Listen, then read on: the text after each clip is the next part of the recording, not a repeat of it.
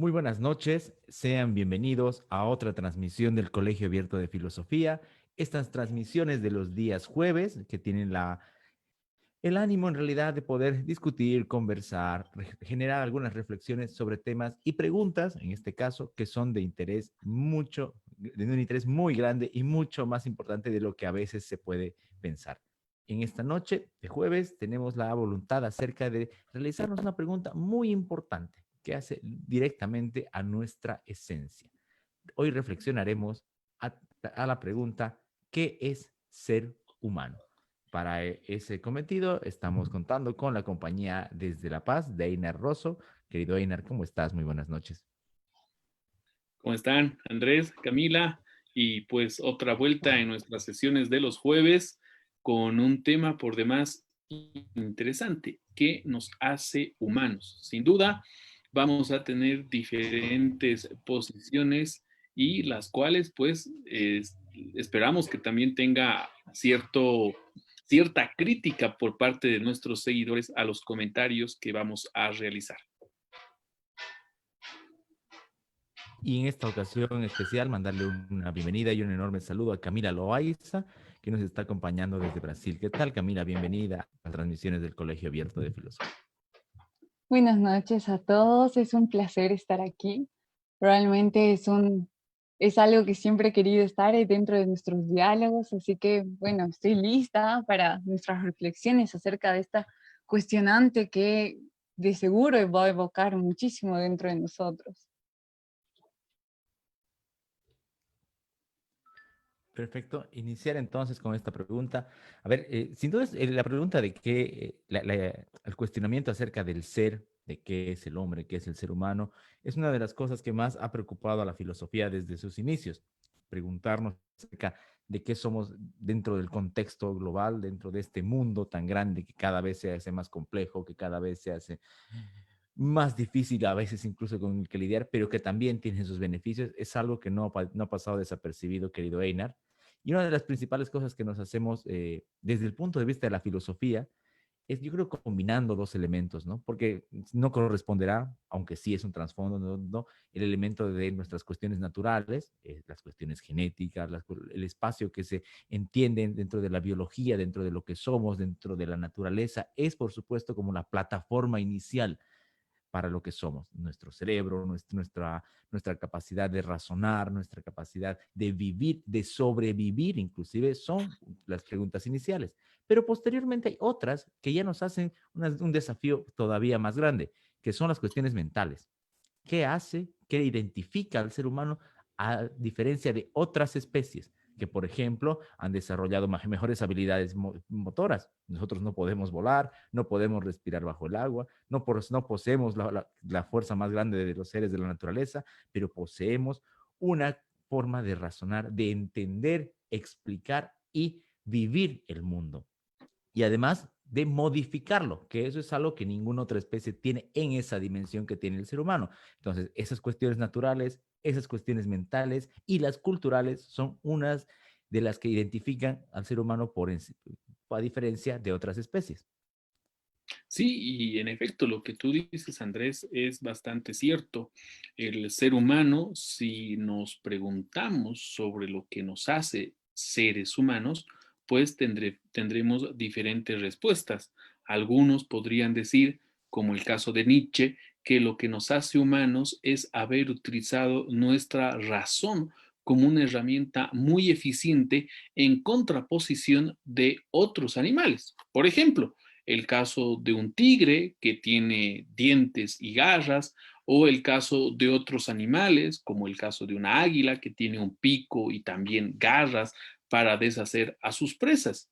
Sin embargo, a nosotros, como tú lo mencionabas, una de las características principales es el haber cada vez mejorado nuestra razón, nuestra reflexión, pero esta también como una herramienta, no del todo beneficiosa muchas veces, y eso hay que decirlo.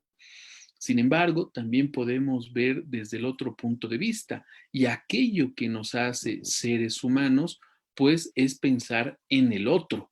Ya muchos autores han reflexionado sobre este asunto de esta visión que el ser humano tiene y la relación que tiene con los otros seres humanos.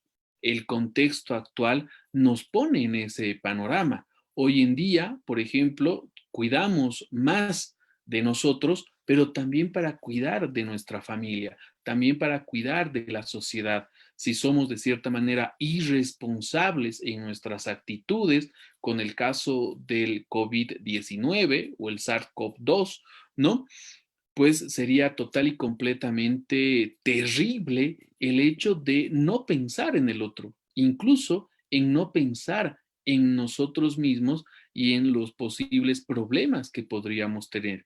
Sin duda, como decía, el responder a esta pregunta nos hace que vayamos por muchos caminos. Uno de ellos, la razón, el otro, el cuidado que tenemos por el otro y otra tercera vía, como una cuarta y una quinta que seguramente la vamos a ir desarrollando, podría ser el hecho de que podemos imaginar mundos imposibles.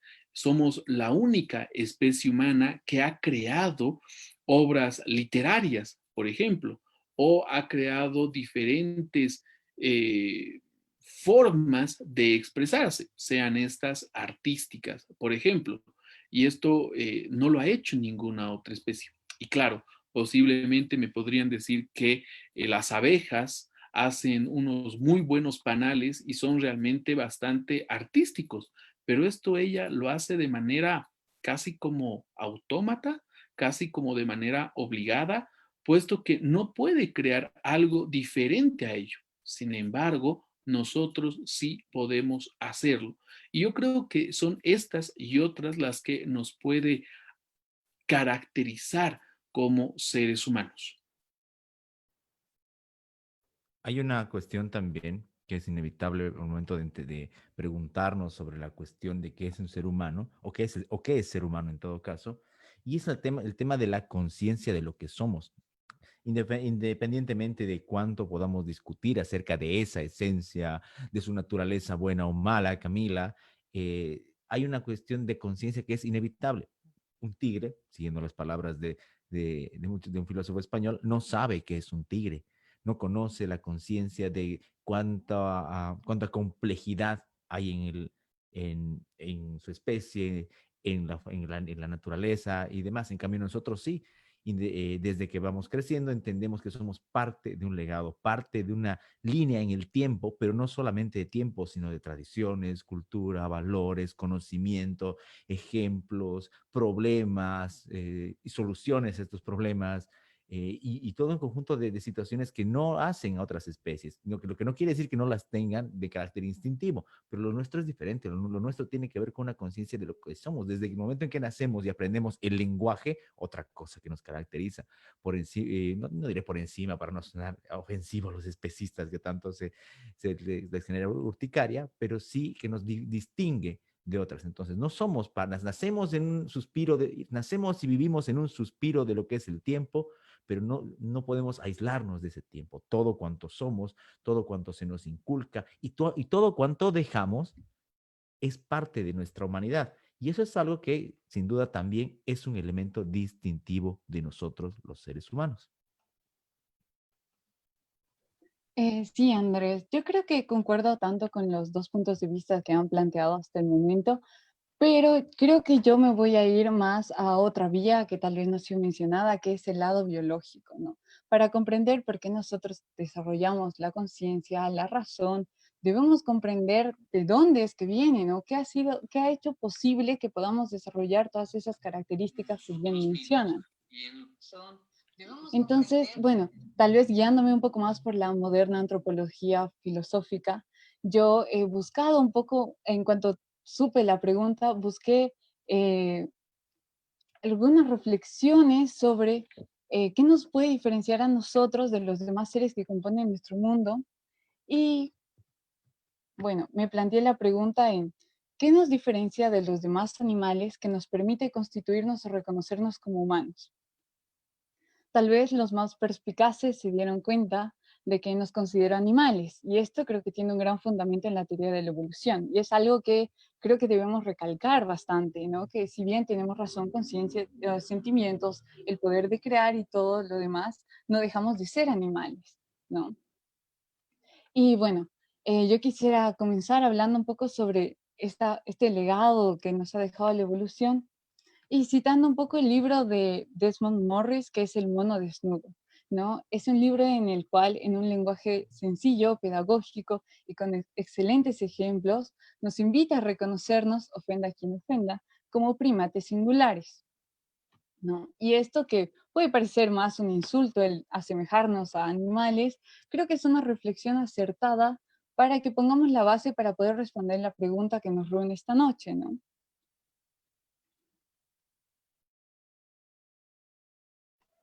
Hay un libro, Einar, que tú has comentado un par de veces, inclusive lo has posteado en algunos grupos, que pertenece a Rudiger Safransky, que es Tiempo. Y en él desarrolla varias reflexiones sobre esta idea de lo que es el tiempo para nuestra vida. Lo menciono porque nuestra idea de tiempo es algo también, como está unido a nuestra cuestión de la existencia y de nuestra mortalidad, que llegará algún día y que se asume como algo natural dentro de ciertos contextos, que también nos condiciona. Pero también ese tiempo marca una categoría que es el carácter futuricio del hombre, como diría Julián Marías. Vivimos en un presente, por supuesto, que podrá discutirse qué tan amplio puede ser. Somos parte de un legado del pasado, como decía hace rato, pero también somos seres que miramos hacia adelante, que decidimos, elegimos, evadimos y tomamos proyectos de vida justamente para el futuro. Sin eso no somos seres humanos. Inclusive hasta el ser más hedonista, hasta el ser que se juega por la mayor cantidad de placer, en algún momento siente la necesidad de que mañana tiene que despertar y que mañana tiene que trabajar, o por lo menos tiene que levantarse para tener más placer el día de mañana y no morir en la juerga de esa noche. Entonces vivimos constantemente en la idea de que hay un mañana. Y desde otro punto de vista, inclusive desde el manejo de las sociedades, el manejo político, lo mismo, el derroche de recursos, no solamente económicos, sino naturales y de otra clase, es una cuestión constante. Aunque inclusive vivimos tan en ese tiempo y en esa mirada a futuro que no es solo nuestra. Nos ponemos a pensar, ¿qué será de las generaciones futuras? Algunos de manera más egoísta, otros no, pero tenemos ese pensamiento, tenemos esa inquietud. Y es también algo que caracteriza, diferencia al ser humano y que lo hace también decidir, elegir y vivir de cierta manera.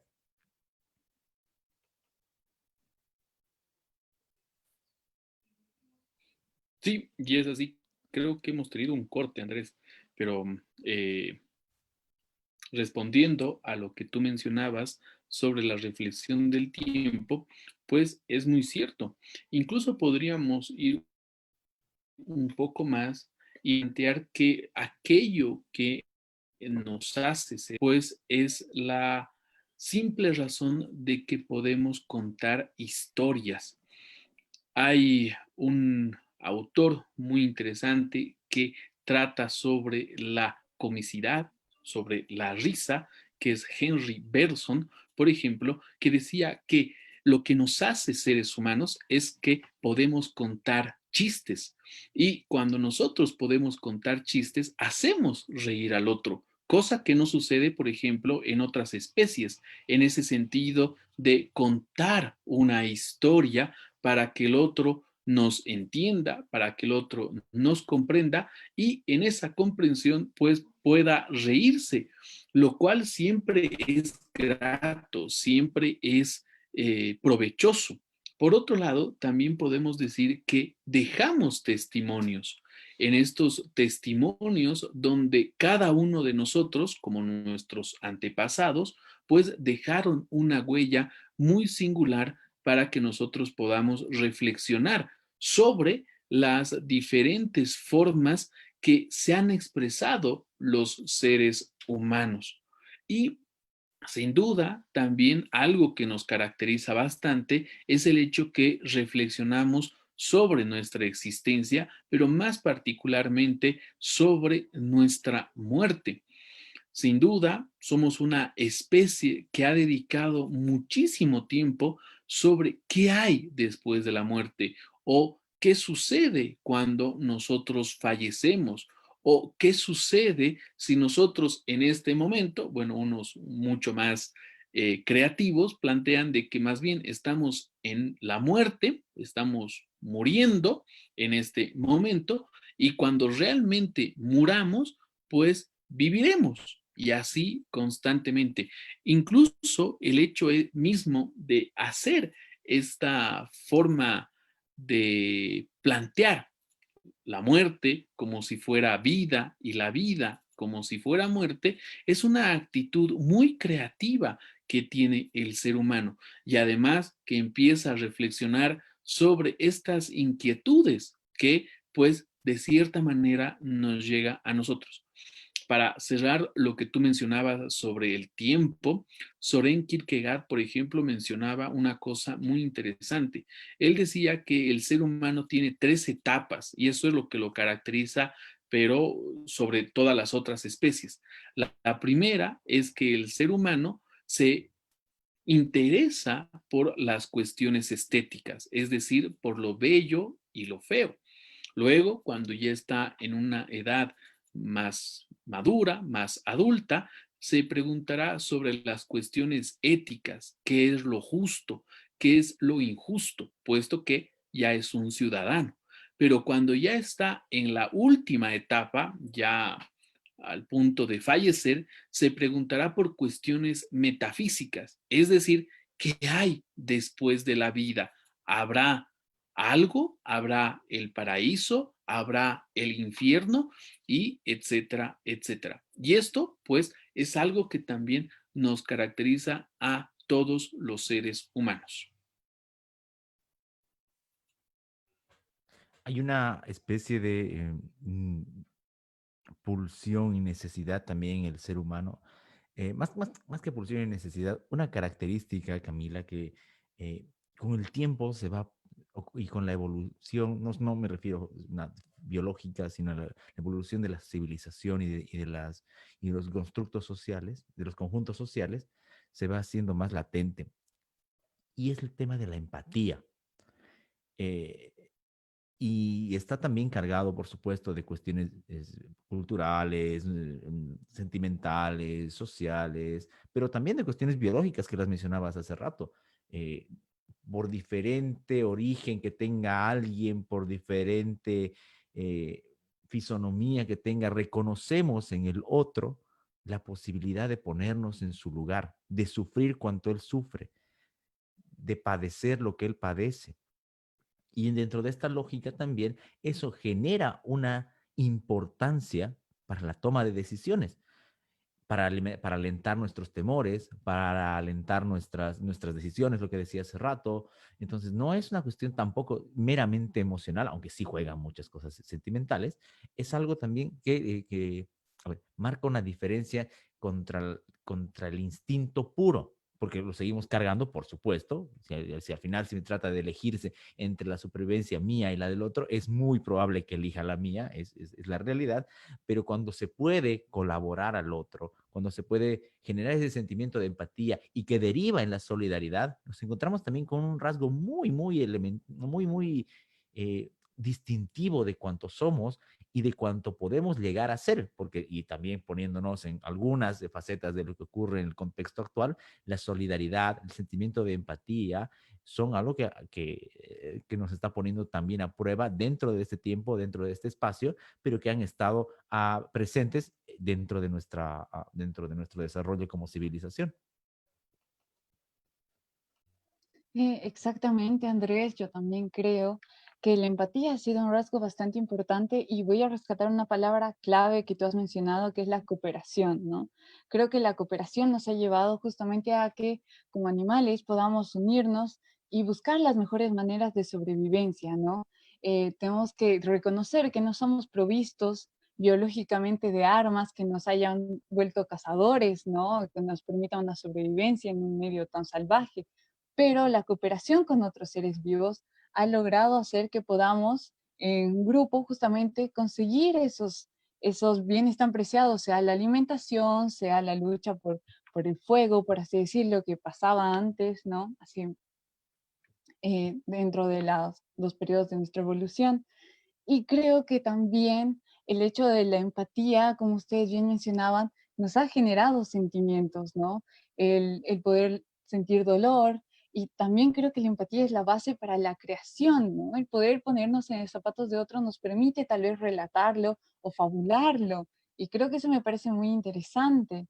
Ahora, también quería comentar un poco lo que ustedes estaban mencionando sobre el conocimiento sobre lo que en realidad somos, o la capacidad de idealizar un futuro, de reflexionar y recordar un pasado, pero creo que esto también no tiene que ser tomado como una verdad absoluta, es decir, que los estudios en animales todavía se están haciendo y recién estamos aprendiendo de qué realmente son capaces, ¿no?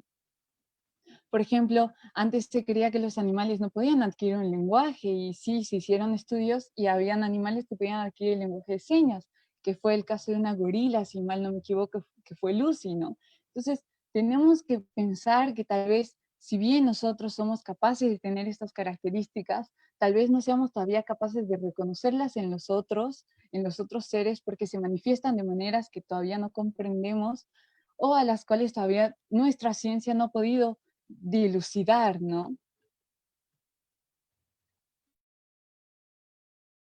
Sobre eso hay que recordar un poquito para hacer la precisión, ¿no? No es que no es que no exista la mínima posibilidad de que otros seres de la naturaleza puedan crear, pero nuestra capacidad de exteriorizarlo, de dejarlo plasmado, de llevarlo hacia a la y con el otro, la discusión por el otro, eso sí es algo que tremendamente nuestro, tremendamente humano, es un rasgo distintivo que ha permitido que no solamente que vivamos, no solo que sobrevivamos, no solo que vivamos, sino que vivamos mejor, que ese, Einar, es otro de los temas. La idea de poder vivir mejor es algo que está unido a nuestra problemática. Luchamos por vivir mejor, luchamos por tener mejores comodidades. El concepto de comodidad que ahora está tan satanizado por algunos, está también unido a nuestra esencia.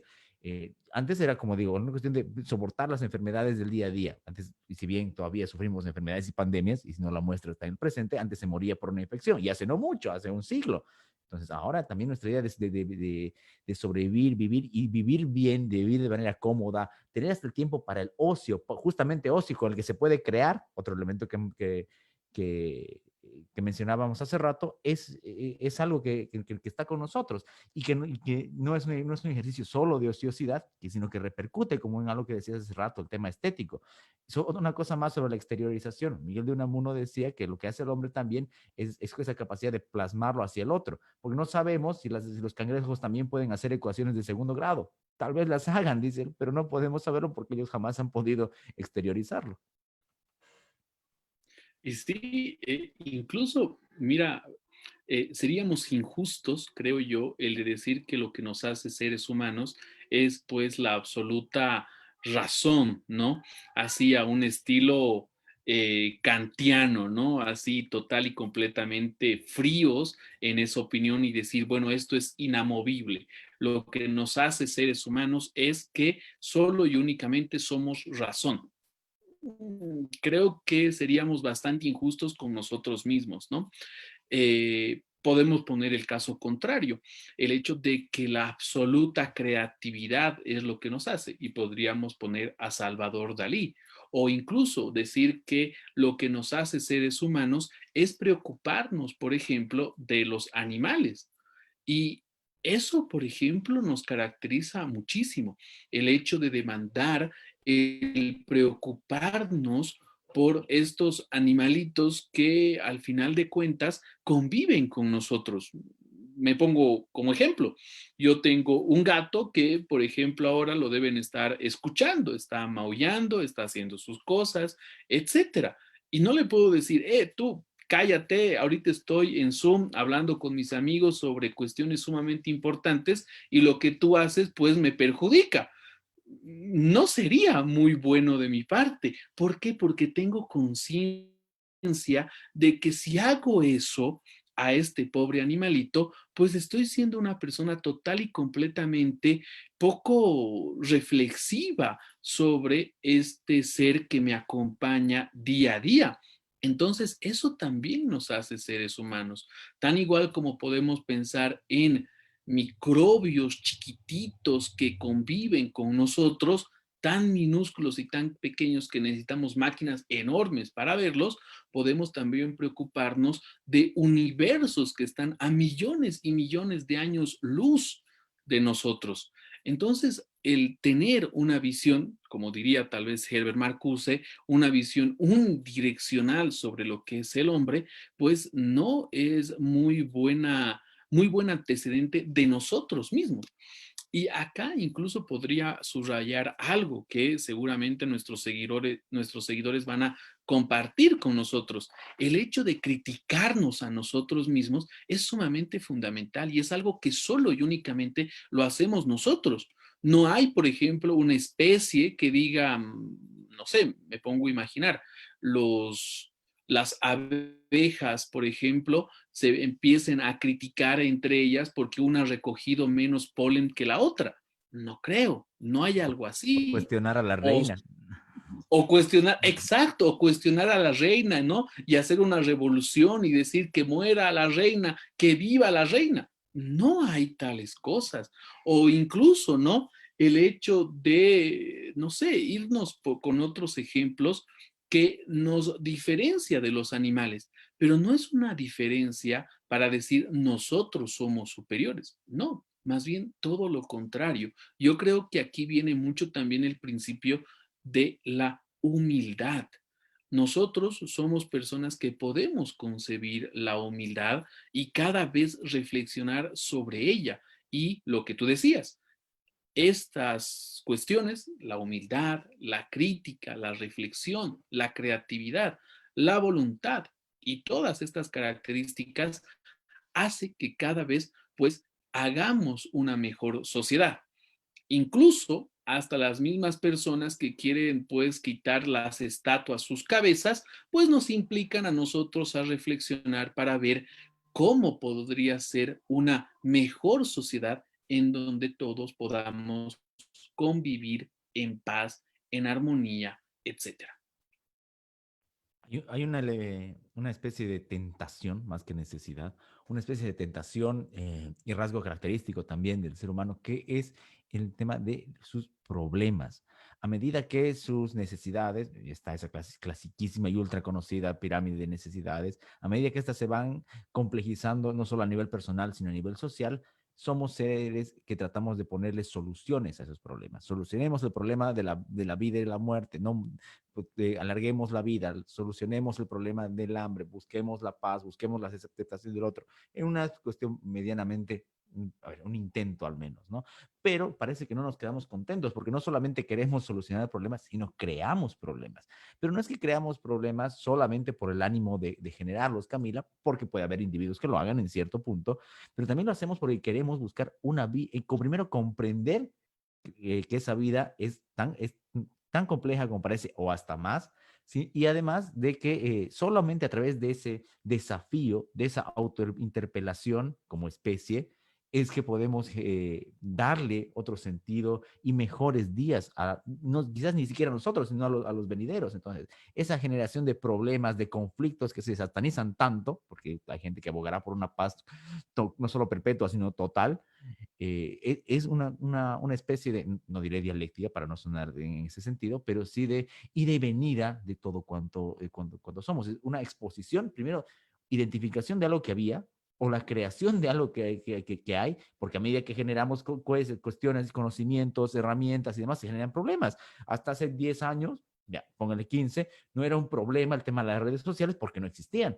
Ahora tenemos redes sociales, tenemos todo un mundo diferente que se gesta, que se transforma a través de ahí. Entonces se vuelve un problema. Hay que regular, no hay que regular. ¿Cuál es su trascendencia? ¿Hay que dejar a los niños o no hay que dejarlos? Entonces toda esa problemática viene acompañada de nuestro avance. Y lejos de rehuirle, porque también existirá esa tentación, hay la producción de mirarlos de frente, buscarlos una solución o al menos discutirlas, como hace rato decía Einar, no es encerrarse en la colmena o en la cueva, sino discutirla. Entonces, esa idea del problema como algo necesariamente malo, emergente del ser humano, también puede ser algo positivo en el sentido de que puede ayudar también a desarrollarnos. Sí, bueno, la verdad es que yo quiero rescatar un poco la parte de la creación de problemas. Me pareció muy interesante porque la anterior vez ya escuché a Enrique Fernández decir algo similar, que era que el ser humano era un ser problematizador. Y yo creo que esto también se debe a que nuestra evolución es justamente la creación de problemas y su resolución, ¿no?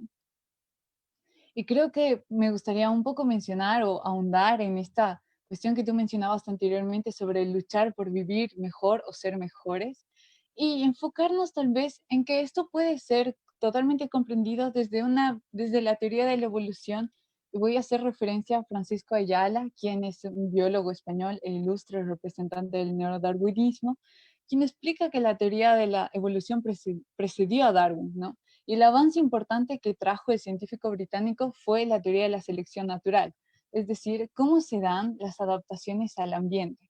Y esto es justo lo que quiero llamar la atención del público y de mis camaradas, que hemos logrado las condiciones anatómicas y fisiológicas que nos permiten tener un cerebro capaz de poseer la inteligencia, la conciencia, la razón, la creatividad, todo lo que hemos mencionado hasta ahora y todo lo que nos ha podido brindar el progreso que tenemos hoy en día. Me gustaría, me gustaría mucho que pensemos que somos los únicos animales que han podido no depender de cambios en nuestros genes para adecuarnos al ambiente, sino que hemos creado las condiciones convenientes para poder sobrevivir, modificando el ambiente a nuestro favor, cosa que muchos otros animales están privados de hacer. Y yo creo que aquí tiene mucha importancia la cultura, ¿no? Y voy a hablar de cultura comprendiendo este término como en un sentido bastante amplio, como el conjunto de todas las actividades humanas, ya que es esta la que permite que alteremos el ambiente, nuestro comportamiento y que podamos sobrevivir. Pongámonos a pensar en que justamente estábamos hablando de las innovaciones tecnológicas como las redes sociales, ¿no? Pero pensemos más allá. Somos capaces de volar sin necesidad de tener alas porque hemos sido capaces de generar aviones, helicópteros, demás. Podemos ser capaces de vivir en todo tipo de regiones cálidas o frías y no necesariamente estamos limitados como otras especies a una determinada región y justamente por la limitación biológica, ¿no? Nosotros somos capaces de crear y modificar este ambiente para hacerlo mucho más beneficioso para nosotros. Y a mí me gustaría plantearles una pregunta y es, ¿ustedes creen que seguimos evolucionando o es que nos hemos estancado? O depende del nivel del cual abordemos esta pregunta. Muy buena pregunta, Camila. Yo particularmente pienso que, a ver, a nivel evolutivo, en el sentido concreto de la palabra, es algo que no lo percibimos. O sea, sabemos que esa línea evolutiva a nivel biológico es larguísima. Somos mucho menos que un suspiro, y no me refiero a no solo nosotros, sino un siglo, 2 siglos. Son cuestiones que quizás no se noten. De repente alguien con mayor conocimiento en esa área podría darnos otra visión, pero de repente nuestro desafío de evolución cultural, de evolución social, sí es constante y a veces no es ni siquiera planificado. Y ahí sí hay que hacer una especie de vindicación de las ideas de la libertad y del orden espontáneo, porque lejos de venir de una planificación, lejos de venir de una voz suprema que de manera vertical diga, así van a evolucionar, así van a ser y así se van a mover para vivir mejor, aunque sí hay gente que tiene esa tentación demasiado grande. Ese orden y esa evolución se va dando por las necesidades, por las voluntades, por los incentivos de las personas que desean generar esa vida mejor, esa evolución. Es una evolución de repente más deseada, más voluntarista, no general de repente, no todas, y ahí sí te doy la razón, no todas las culturas avanzarán igual, pero sí va en ese sentido, de un sentido más alejado de planificaciones y más alejado de cuestiones biológicas, sino es algo que por necesidad de repente sí hemos logrado evolucionar o al menos hacer ese intento. No sé qué piensa Einar. A mí me gustaría problematizarla a Camila, ¿no? Y preguntarle más bien para responder, ¿evolucionado en qué y con qué? Es decir, en relación a qué concebimos que estamos evolucionando. Si concebimos, por ejemplo, en un plano biológico, podríamos decir que cada vez estamos evolucionando. Cada vez, como en el caso de la pandemia, hemos tenido que cambiar nuestros hábitos y nuestras formas de conducta. Es una evolución sociocultural, por tanto, sí, de cierta manera sí. Vamos a evolucionar en sentido de, no sé, que nuestros ojos sean más grandes y que perdamos unos dedos. Muchos científicos plantean que sí, y esto por una sencilla razón. Cada vez necesitamos mayor cavidad ocular para ver las cosas que nos rodean. Y esto es por una cuestión de que estamos usando en exceso, y ahora más que nunca, pues muchos dispositivos electrónicos que requieren que nuestros ojos evolucionen. Entonces, en ese sentido biológico, sí, estamos evolucionando. En un sentido bélico, podríamos decir que también hemos evolucionado. Theodor W. Adorno y Max Horkheimer, por ejemplo, planteaban que la única evolución histórica que existe es del arco y la flecha a la bomba atómica. Entonces, yo creo que la pregunta que plantea Camila, que es sumamente interesante, es también para problematizarnos en relación a qué y con qué hemos evolucionado. En relación a preguntarnos, por ejemplo, de que los animales tienen ética, tienen cultura, tienen lenguaje, pues sí, es también algo bastante importante en donde antes no se creía que era eso. Hemos evolucionado en cuestión de decir que las mujeres y los niños tienen derecho. Sí, en la antigua Grecia no tenían derecho los hombres y las mujeres, los esclavos y los extranjeros. Claro, hay que ser bastante justos, no eran todos los griegos, sino los atenienses. En Esparta pasaba otra cosa y había otros pensadores como Epicuro que hacían todo lo contrario a lo que demandaban estas personas. Entonces, la pregunta ahí a Camila es pues para problematizarnos, como lo que decía Andrés. Andrés, Andrés o Camila. Camila o Andrés. Yo me animo.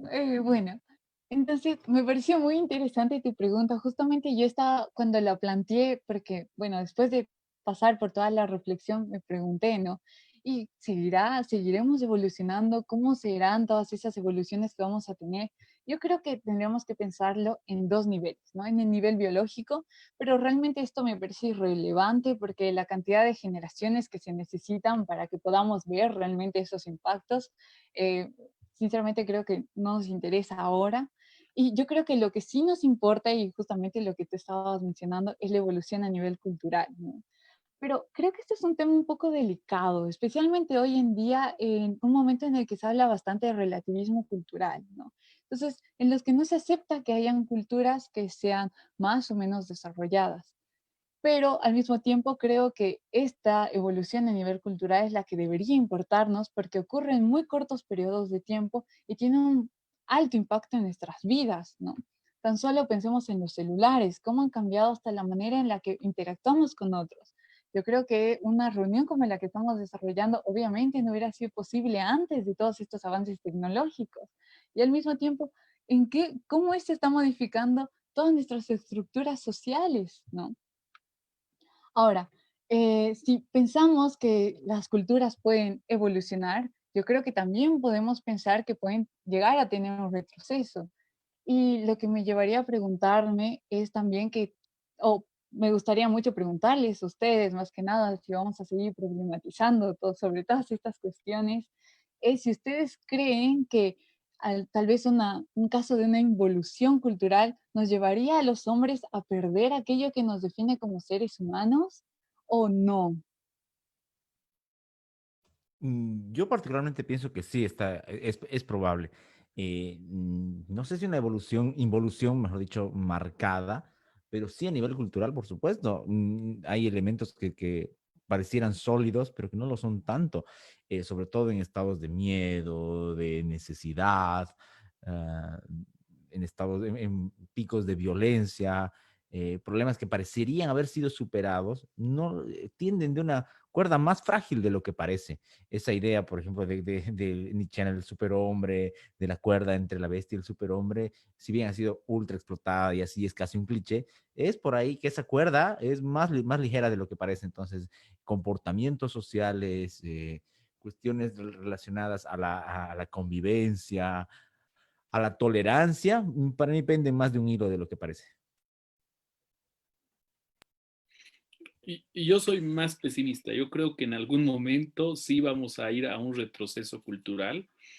Es inevitable, la historia nos los ha demostrado, como el caso particular de las inquisiciones, por ejemplo, que se mataba porque una persona opinaba diferente o porque se creía que alguien era brujo y etcétera, etcétera. Hoy en día, más o menos, estamos por ese mismo camino, ¿no? Censuramos a una persona porque es hombre y por tanto no puede opinar sobre cuestiones sobre la mujer, cosa que me parece bastante extraño, ¿no? O, por ejemplo, que no se puede opinar a alguien o no puede opinar a alguien sobre cierto tema porque se tiene que invitar a un especialista, cuando en realidad lo que se busca es qué reflexiones pueden dar estas personas sobre diferentes temas y no así buscar a los especialistas, ¿no? Salvo, claro, lo del dióxido de cloro, ¿no? Donde muchas personas acá ya empiezan a creer que el cloro es la cura definitiva para el coronavirus, etcétera, etcétera, lo cual, claro, habla muy mal de estas personas, pero también nos vuelve, Camila, aquí a la reflexión.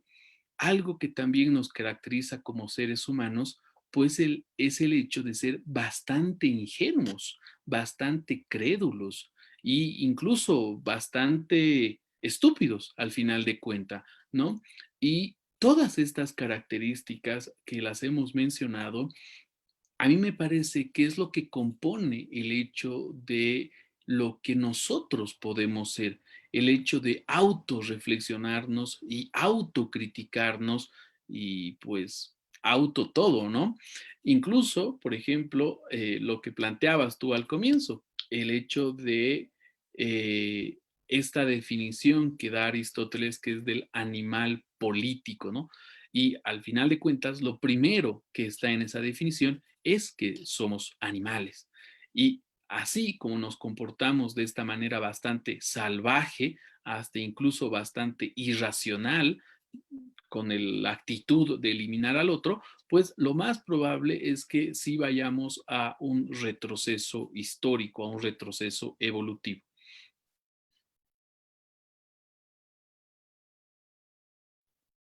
Andrés. Hay una cuestión que no se nos puede pasar de largo, y hace rato lo mencionaba ahí de pasada, pero no solamente central en la pregunta de qué es ser humano, sino en nuestra labor, que es la del Colegio Abierto de Filosofía, que es la existencia de una ética y una moral. Aquí sí, yo creo que hay una especie de eh, marca registrada, y no porque no es por una cuestión especista que ya nos han puesto y nos han dicho un montón de veces, pero categorías de esa clase, la capacidad de analizar los actos, miren, no solamente los actos nuestros, sino los del otro, en otro tiempo, en otro espacio, tratar de situarnos en ese contexto, a veces con mayor efectividad que otra, a veces con mayor justicia que otra. O sea, ese sentido del bien y del mal, o incluso de más allá del bien y del mal, o de la no existencia del bien y del mal, ese ejercicio de una vigencia moral que guíe nuestros actos de manera interna o de manera externa, si quieren verlo materializada a través de la ley, perfecto. Pero esa existencia de un norte, de lo que se puede o lo que se debe y lo que no se debe hacer, aunque nos falla, aunque todavía está incompleto, aunque a veces nos decepciona, es una marca registrada también del ser humano. Sí, yo creo que la verdad es que concuerdo bastante con todo lo que han expuesto aquí, pero me preocupa un poco el pesimismo de Inar al mismo tiempo. ¿Realmente será posible que se dé una involución cultural hasta ese grado? Y ahora me pregunto, ¿no? ¿En manos de quién estaría esto? Porque, bueno, leyendo un poco los comentarios al video, he visto que alguien resaltaba, creo que es Steve, que los logros humanos estuvieron en las manos de muy pocos hombres, que en realidad estábamos atribuyéndole los logros de la humanidad a todos como si fuera un trabajo en conjunto, cuando en realidad no, ¿no? Y me pareció bastante pertinente un poco pensar en que si bien los logros pueden ser individuales, afectan en sí a todo el conjunto de la humanidad, también si pensamos en nuestros fracasos o tal vez en esta involución cultural que estamos viviendo, ¿estaría en manos de quién? ¿O sería un trabajo en conjunto también? Y también me pongo a pensar cuál es el papel de todas las redes sociales al justamente provocar muchas veces la polarización y no así una reflexión ni un diálogo.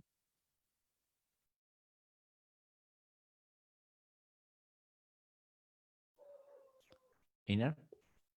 Ya. En este caso, bueno, puede ser bastante cómico el ejemplo, pero es muy ilustrativo. El caso boliviano. Cuando se dice que hemos llegado a viajar a la luna, decimos la humanidad ha viajado a la luna. Y no decimos los estadounidenses, los gringos, el imperio ha viajado a la luna para conquistar y aprovecharse de sus recursos naturales y etcétera, etcétera, etcétera. Pero cuando son ya cuestiones que lo tenemos muy ideologizado, decimos, claro, el imperio hace esto, los gringos hacen aquello, etcétera, en un sentido peyorativo, pero cuando es algo beneficioso, lo que tú decías, Camila, citándolo a Steve, de que estos logros individuales los calificamos como logros de toda la humanidad, miren este caso concreto, ¿no? El caso boliviano, cuando se dice, bueno, o el caso latinoamericano, ¿no? Cuando Estados Unidos hace algo bueno, supuestamente para nosotros, sí les damos crédito. El caso de Elon Musk, ¿no? Que viajó y con esa insistencia como una empresa privada. Y todas las preguntas que tú haces, pues, llegan de cierta manera a problematizarnos demasiado, lo cual, volvemos a insistir, es una característica fundamental del ser humano. Ningún otro ser o especie que convive con nosotros se problema alguna otra que compita con nosotros, a pesar incluso de que nosotros luego dejemos de existir y estas especies pues dominen el planeta. Al final ellas no podrán leer un cuadro o una pintura que hayamos dejado. Simplemente servirá para que se coman los bichos, así de simple. Todo nuestro esfuerzo después de que nosotros o las últimas personas estemos pululando en este planeta y todo lo que hemos creado, al final de cuentas, no va a servir de nada.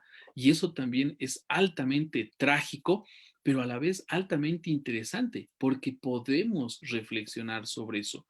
¿Qué pasaría, por ejemplo, si este virus tan chiquito que nos hace reflexionar sobre tantas cosas realmente hubiera acabado con un montón de personas como lo está haciendo, pero en un nivel mucho más agresivo? Posiblemente los animales, como hemos visto en las fotografías, hubieran llegado a las ciudades, las plantas hubieran crecido, todo hubiera vuelto a esa naturaleza baje, dominante y comiendo las ciudades. Todo el esfuerzo que nosotros hayamos hecho no habrá significado absolutamente nada. Y claro, esto hace que nosotros reflexionemos sobre estas cosas y pensemos en posibles soluciones. Pero como lo decía Andrés, estas soluciones pues nos traerán nuevos problemas. Sobre eso es bueno recordar una reflexión que hizo una vez Alejandro Dolina, inspirado en Unamuno, ¿no? Esa angustia, en Unamuno y en Kierkegaard, obviamente, esa angustia de pensar no solamente que uno va a morir y va a desaparecer, sino que algún día todo aquello que amas, todo aquello que está a tu alrededor, también lo va a hacer. Entonces, también ese sentimiento de angustia, independientemente de cómo lo asimile uno, qué visión sienta uno, es también algo que puede ayudarnos a responder a nuestra cuestión de humanidad. Hay una cosita que también no puedo evitar mencionar, y es el tema de la libertad. ¿Por qué? Porque yo puedo decir si los animales son libres, bueno, si vuelan, no son esclavos de horarios, no son esclavos de sistemas, y eso que está por ahí, porque va a ser todo de las abejas, ¿no? Pero bueno, por la cuestión poética de repente sirve. Pero en la cuestión real, está siempre esa duda. Y alguna vez Marco Aurelio de Negri en uno de sus programas se puso a su estilo a pensar acerca de aquello, de si la libertad era un hecho natural, o sea, está unido a nuestra cuestión humana, o si de verdad es un hecho cultural, es un hecho que se trabaja día a día, es un hecho o es algo por lo que se pelea día a día. Y claro, si es natural, bueno, de repente no, vendría ya precargado un poco con nosotros, en ese software base, pero si es algo más cultural, es algo por lo que estamos cotidianamente buscando mejorar, que de mucho sirve como bandera, no solo política, sino social, sino también discursiva, poética. La libertad es para todo, pero ya en el punto de aterrizaje de la verdad y en la realidad, ¿qué tanto nos comprometemos con esa libertad que tiene el ser humano? Sí, bueno, yo creo que me gustaría un poco más preguntarte a ti, Andrés, ¿qué tipo de libertad, no? O sea, si pensamos que los animales son libres porque viven en su ecosistema y que pueden volar o alimentarse a la hora que quieran, yo creo que no es tan así. Creo que ellos también están sometidos a ciertas reglas o mandatos, ya sea o propios, ¿no? Su biología, por ejemplo, ellos tienen que alimentarse, entonces para alimentarse tienen que cazar, para cazar tienen que hacerlo de alguna manera, ¿no? Todo este tipo de, ya, no sé cómo denominarlo, pero me imagino que tendremos que pensar tal vez más en una libertad cultural, ¿no? Ujú. Porque no creo que la libertad venga dada al conjunto con nuestra naturaleza, sinceramente. Creo que hemos creado una noción de libertad que viene de esta cultura, ¿no? Y al mismo tiempo creo que tendríamos que pensar qué tan posible es esta libertad con nuestra dependencia a otros, ¿no? Como les mencionaba anteriormente, uno de nuestros rasgos principales y que ha forjado nuestras sociedades es la cooperación, ¿no? Entonces, ¿qué tanta libertad tengo al no poder yo como individuo dispensar de las relaciones con otros o de todo este sistema, ¿no? Que hemos creado? Y me gustaría un poco preguntarte eso, ¿no? ¿Qué tipo de libertad o cómo podríamos conservarla o cómo tendríamos que verla? Yo me quedaba con la idea de libertad bastante generada por la escuela austriaca, bastante hayekiana, la posibilidad de generar proyectos de vida y poder concretarlos. Esa idea es para mí la libertad en todos los campos, ¿no? Ya como dices, habrá una limitación de posibilidades y demás, pero esa es la libertad. Inclusive la posibilidad de alterar nuestros proyectos, generar los proyectos, pero poder alterarlos. Pensar de nuevo en Camus, el hombre es la única criatura que se niega a ser quien es. Ese es un ejercicio de libertad también.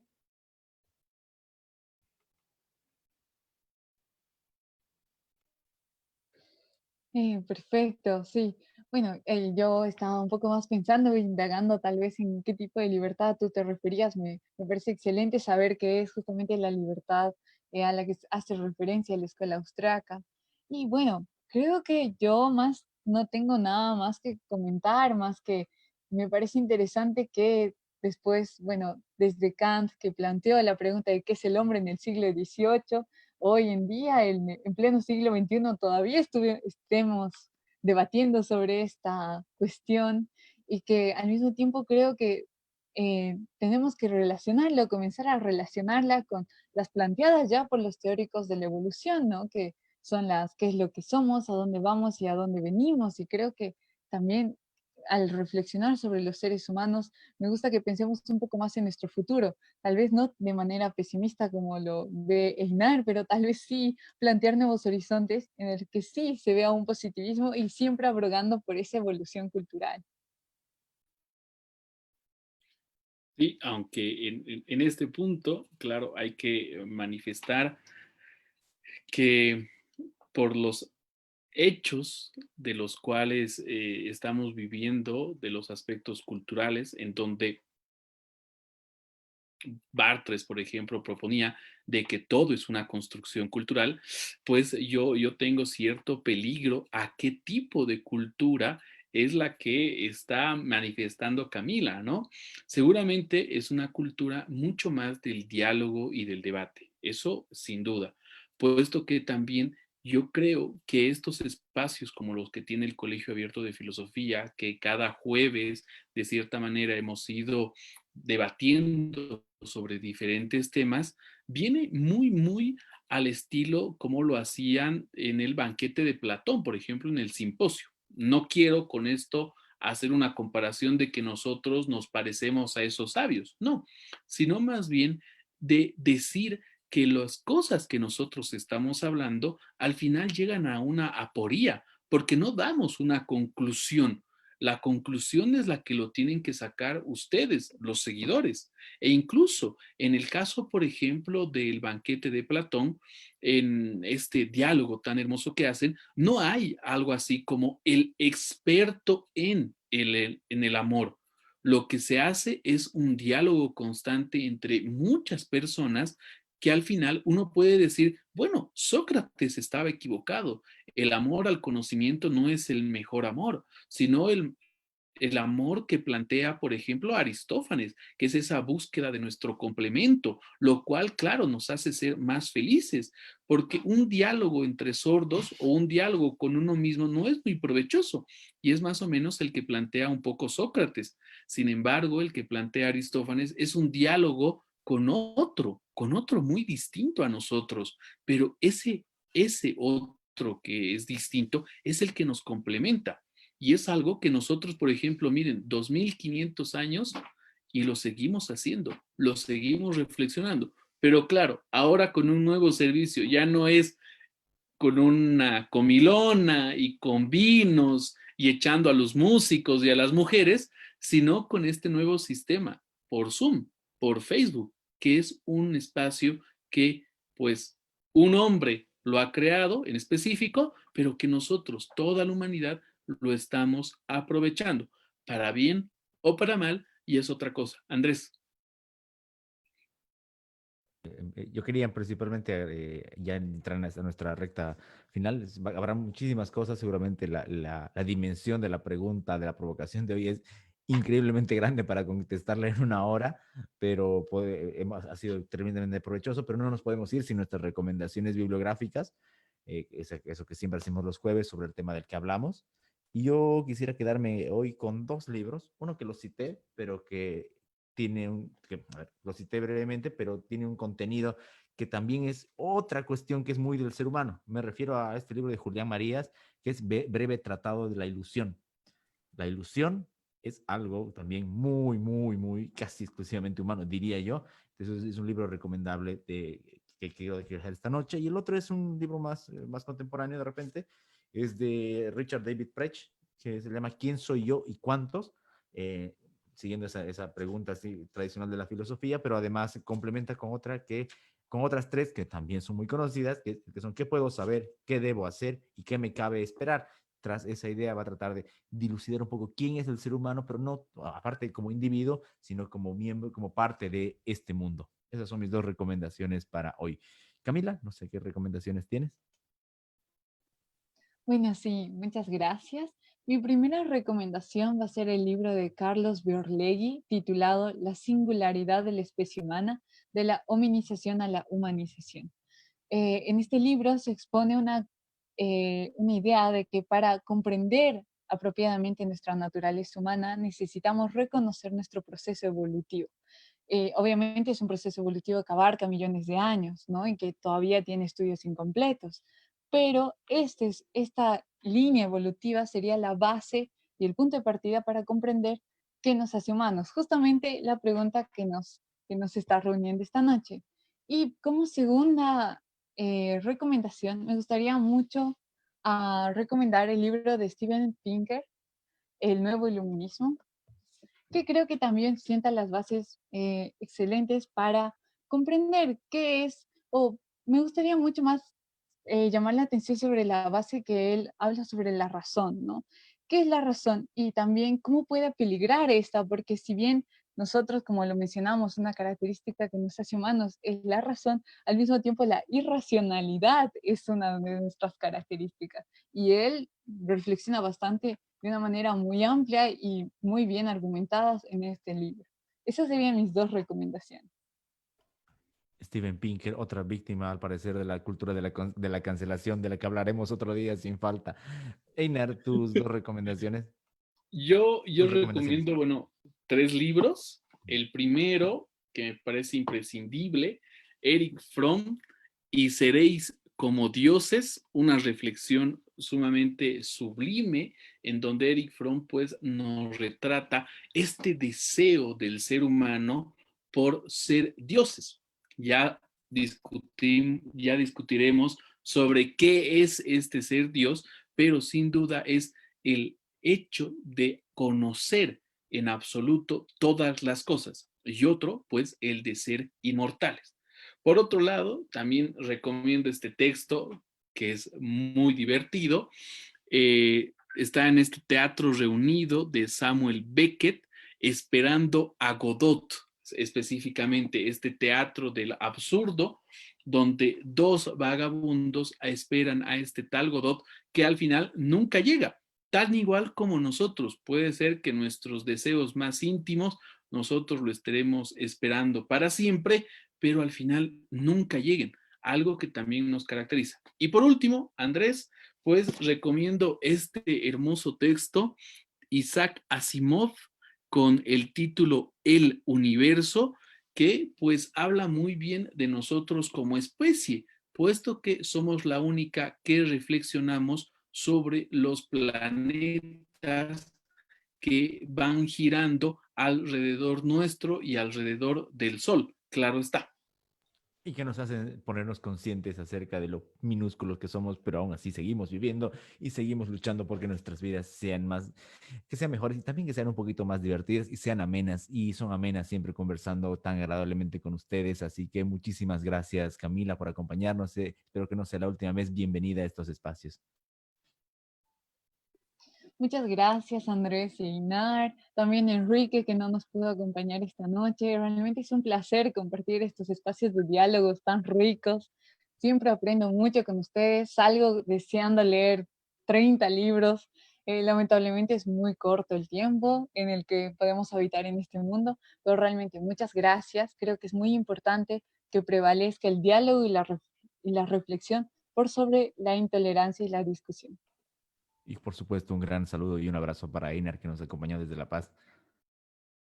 Gracias a Camila, pues enhorabuena y bienvenida al espacio. Andrés, pues nos vemos de aquí a 7 días con un nuevo tema y no se olviden que ahora viene la cuarentena filosófica donde estaremos leyendo, o donde yo estaré leyendo para ser más exacto, a Mary Longroscraft con este libro que se llama La Vindicación de los Derechos de la Mujer. No sé si se ve muy bien, ahí lo dejo. Después de esta charla tan fabulosa que tuvimos con Camila y Andrés, pues solamente queda agradecer. Y agradecer, por supuesto, a todas las personas que han visto el video, que dejan likes, que comparten, que dejan sus comentarios, y a veces no podemos responderlos todos, pero siempre es un agradecimiento. Y eso sí, los esperamos, como dice Einar, en la siguiente transmisión y para la cuarentena filosófica. Un gran abrazo para los dos, que se cuidan mucho. Hasta luego.